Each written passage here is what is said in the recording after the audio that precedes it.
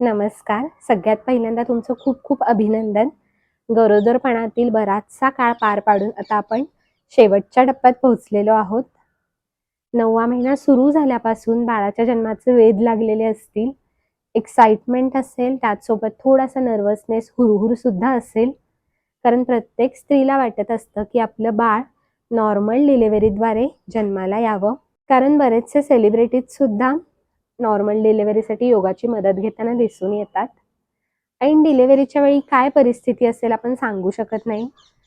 पण गरोदरपणात, डिलिव्हरीमध्ये आणि डिलिव्हरीच्या नंतर सुद्धा आपण मेंटली, फिजिकली स्ट्रॉंग असावं. डिलिव्हरीचा काळ सुखरूप, सुरळीतरित्या पार पडावा आणि डिलिव्हरी झाल्यानंतर सुद्धा आपली रिकव्हरी लवकर व्हावी, यासाठी आपण नक्कीच प्रयत्न करू शकतो. माझा सुद्धा 9वा महिना सुरू झालेला आहे आणि मी स्वतः या काळात काय रुटीन फॉलो करतेय, कोणते व्यायाम प्रकार करतेय, हे आज तुमच्याशी शेअर करणार आहे. त्यासाठी व्हिडिओ शेवटपर्यंत नक्की बघा, कारण या व्हिडिओमध्ये जे काही व्यायाम प्रकार दाखवलेले आहेत त्यामुळे आपला पेल्विक रिजन स्ट्रॉंग होणार आहे. पेल्विक एरियाचे स्नायू बळकट होणार आहेत. ओटीपोटी कमरेचा भाग बळकट होणार आहे. मांड्यांच्या आतील स्नायू ॲक्टिव्ह होणार आहेत छान. बाळाची स्थिती सुधारण्यास, बाळ खाली सरकण्यास मदत होणार आहे. पाठदुखी, कंबरदुखी काही प्रमाणात कमी होण्यास सुद्धा मदत होणार आहे. चला तर मग सुरुवात करूया. पण कोणत्याही व्यायाम प्रकाराला सुरुवात करण्याआधी तुमच्या डॉक्टरांचा सल्ला नक्की घ्या. आपण करणार आहोत हिप रोटेशन. यासाठी पायात खांदा किंवा खांद्यापेक्षा थोडंसं जास्त अंतर घ्यायचंय. दोन्ही हात कमरेवर ठेवायचे आणि आपल्याला हा भाग हलवायचा आहे, रोटेट करायचा आहे. पूर्ण शरीर आपल्याला असं रोटेट नाही करायचं, फक्त आपला पेल्विक रिजन, हिप, कंबर छान हलली पाहिजे, रोटेट झाली पाहिजे. दोन्ही हात कमरेवर. पूर्ण आपला फोकस या भागावर असू दे, आपल्या पेल्विक रिजनवर असू दे आणि तो छानपैकी रोटेट करायचा आहे 10 वेळा क्लॉकवाईज.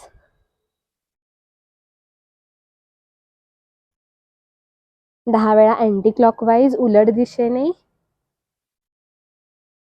अगदी सावकाशपणे करा.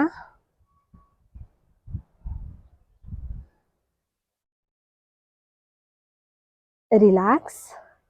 यानंतर आपण करणार आहोत उत्कट कोणासन. थोडंसं डायनॅमिकमध्ये आपण करणार आहोत. यासाठी पायात अजून अंतर घ्यायचंय. दोन्ही पायांचे पंजे दोन्ही दिशेला वळवून घ्यायचे, जेवढे शक्य तेवढे.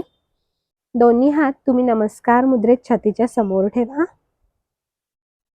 श्वास घ्यायचा आणि श्वास सोडत जितकं शक्य खाली बसायचा प्रयत्न करायचा. हे करताना आपल्याला लक्षात घ्यायचंय, शक्यतो आपला गुडघा ते तळपाय सरळ रेषेत असावा. श्वास घेत वर, श्वास सोडत खाली, वर, खाली. सुरुवातीला तुम्ही वॉल सपोर्ट द्वारे सुद्धा हे आसन करू शकता. म्हणजे मागे भिंत असेल तर भिंतीला पाठ टेकून उभं राहायचं आणि ही पोझिशन करायची. 5 ते 10 वेळा आपल्याला हे आसन करायचंय. अगदी सावकाशपणे करा, फार ताण येऊ देऊ नका.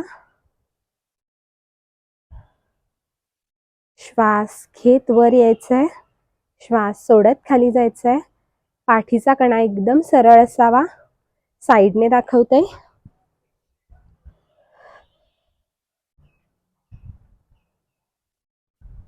मान, पाठीचा कणा एकदम सरळ रेषेत. रिलॅक्स. यानंतर आपण करणार आहोत मलासन. त्यासाठी पायात खांदा किंवा खांद्यापेक्षा जास्त अंतर घ्यायचंय. दोन्ही पायाचे पंजे दोन्ही दिशेला वळलेले असतील. नजर समोर, पाठीचा कणा एकदम सरळ. दोन्ही हात नमस्कार मुद्रेत छातीच्या समोर. हातांचे कोपरे गुडघ्यांच्या आतल्या साईडला असावेत आणि पाठीचा कणा एकदम सरळ. आपल्याला या स्थितीत 2 ते 5 मिनिटं बसायचंय. सकाळ संध्याकाळ दोन्ही वेळेला बसा. सुरुवात अगदी तुम्ही 1 मिनिटापासून केली तरी चालेल. आणि सुरुवातीला असं डिरेक्टली बसायला येत नसेल तर तुम्ही हिपच्या खाली उशा ठेवू शकता किंवा बाथरूममध्ये जे आपण छोटं टेबल वापरतो ते सुद्धा ठेवू शकता. फक्त यामध्ये पाय आपल्याला वाईड ओपन ठेवायचे आणि पोटाला छान स्पेस मिळावी याकडे लक्ष द्यायचंय. यानंतर दोन्ही हात तुम्ही खाली ठेवू शकता किंवा गुडघ्यावर ठेवू शकता आणि अल्टरनेट आपल्याला टाच उचलायची आहे. एकदा उजव्या पायाची, एकदा डाव्या पायाची. पायातलं अंतर कमी होऊ देऊ नका. गुडघ्यावर हात ठेवणं पॉसिबल नसेल, समोर खाली हात ठेवा.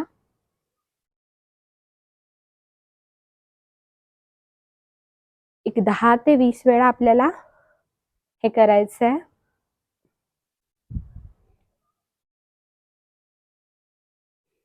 यानंतर आपल्याला उजव्या आणि डाव्या साईडला अशी मूवमेंट करायची आहे. जेवढं शक्य तेवढं करा. ही मूवमेंट सुद्धा आपल्याला 10 ते 20 वेळा रिपीट करायची आहे. अगदी सावकाशपणे करा.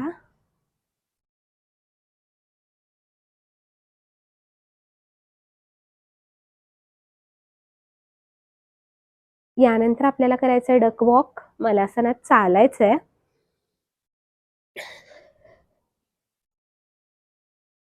हे करताना सुद्धा पाठीचा कणा एकदम सरळ ठेवायचा.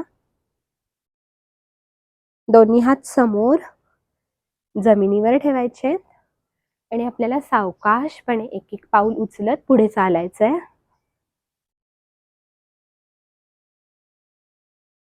अजिबात घाई गडबड करायची नाहीये आणि पायातलं अंतर आपल्याला कमी होऊ द्यायचं नाहीये.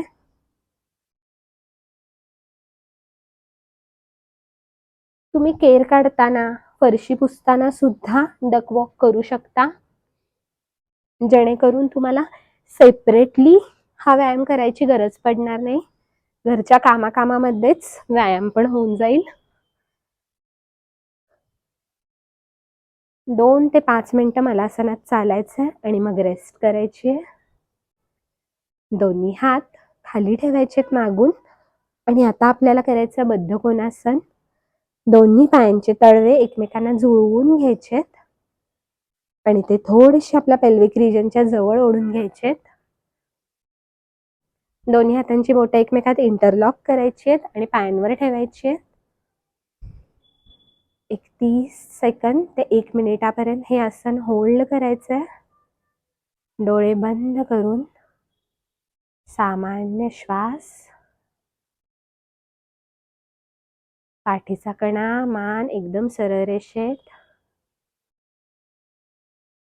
त्यानंतर 20 ते 25 वेळा आपल्याला बटरफ्लाय पोज म्हणजे मांड्या वर खाली करायच्या आहेत. मांड्या, गुडघे जेवढं शक्य आहे तेवढं वर खाली करा. सुरुवातीला अगदी सावकाशपणे करा. त्यानंतर थोडंसं स्पीड वाढवलं तरी चालेल, पण तुम्हाला कम्फर्टेबल वाटलं पाहिजे.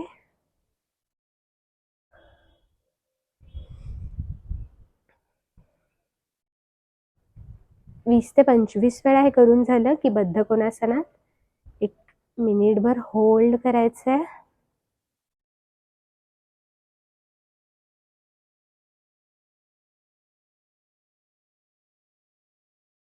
आणि परत 20 ते 25 वेळा बटरफ्लाय फ्लॅपिंग करायचंय.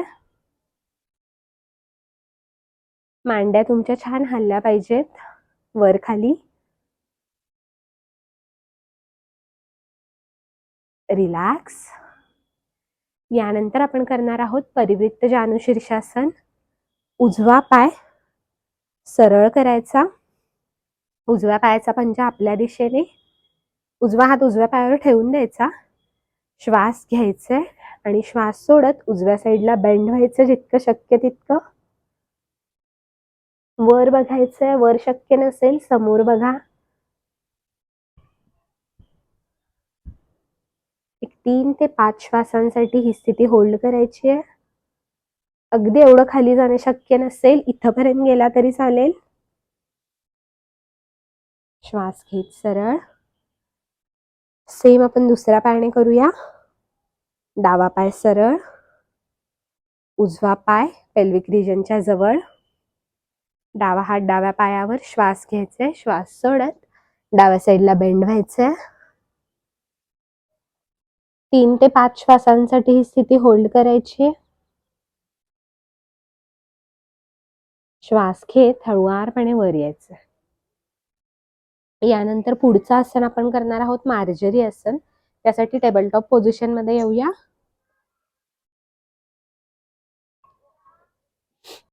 खांदा ते तळहात सरळ रेषेत, हिप ते गुडघा सरळ रेषेत. श्वास घेत हळुवारपणे मान वर करायची आहे, हिप वर, पाठीचा कणा खाली. श्वास सोडत उलट, मान आत, हिप आत. श्वास घेत मान वर, हिप वर. श्वास सोडत उलट. मार्जरी आसन आपण 5 ते 7 वेळा रिपीट करायचंय. त्यानंतर हळुवारपणे आपले हात जितके शक्य तितके पुढे न्या. श्वास घ्या, श्वास सोडत कपाळ जमिनीला लावायचा प्रयत्न करा. आणि ही स्थिती 2 ते 3 श्वासांसाठी होल्ड करा. अगदी सामान्य श्वसन असू द्या. श्वास घेत हळुवारपणे वर यायचंय. आता बघितलेले व्यायाम प्रकार तुम्ही रोज करायचेत. सकाळ संध्याकाळ 2 वेळा जमत असेल तर 2 वेळा करा.